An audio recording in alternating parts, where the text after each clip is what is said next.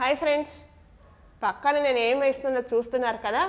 ఎర్రని ఎండలో గలగల ఎండబెట్టి సలసల నూనెలో కరకర వేయించి తింటే భలే ఉంటుంది. పువ్వు లాంటి వడియాలు బియ్యపిండి పెసరపప్పుతో. మరి ఎలా చేయాలో చూసేద్దామా.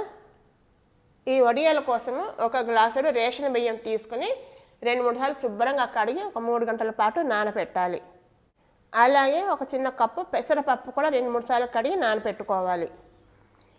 ఇప్పుడు బాగా నానిన ఈ బియ్యాన్ని ఒక మిక్సీ జార్లో వేసుకుని కారానికి సరిపడా పచ్చిమిరపకాయలు, రుచికి సరిపడా ఉప్పు వేసి మెత్తని దోసల పిండిలాగా రుబ్బుకోవాలి.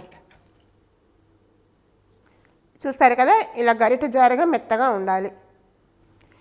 ఇప్పుడు దళసరిగా ఉండే వెడల్పాటి ఒక గిన్నె తీసుకుని అందులో 5 గ్లాసుల నీళ్లు తీసుకోవాలి. మనం బియ్యం ఏ గ్లాసుతో అయితే కొలిచామో అదే గ్లాసుతో 5 గ్లాసుల నీళ్లు పోసి మరిగించాలి. ఈ వడియాలు చేయడం చాలా ఈజీ. ఒక్కసారి మీరు కూడా తప్పకుండా ట్రై చేయండి. ఇప్పుడు నీళ్లు మరగడం మొదలయ్యింది. ఇలా నీళ్లు మరగడం మొదలైన తర్వాత మనం నానబెట్టి ఉంచుకున్న పెసరపప్పు అందులో వేసి కలపాలి. పెసరపప్పు వేసిన తర్వాత మనం రుబ్బి ఉంచుకున్న బియ్యం పిండిని కొంచెం కొంచెం పోసుకుంటూ కలుపుతూ వేయాలి. వేసి బాగా దగ్గర ఉడికే వరకు కలపాలి.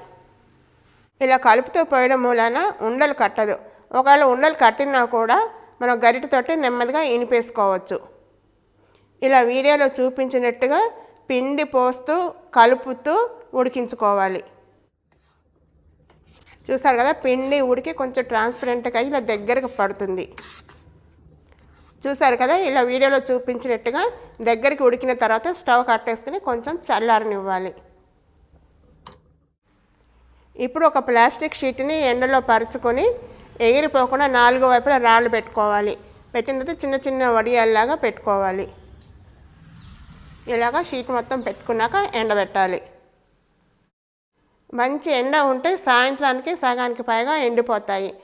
కొంచెం ఎండింది అంటే తీయడానికి కూడా వచ్చేస్తాయి. వస్తే తిప్పుకొని పెట్టుకోవాలి, లేదంటే ఇంకొక రోజు ఎండబెట్టాలి.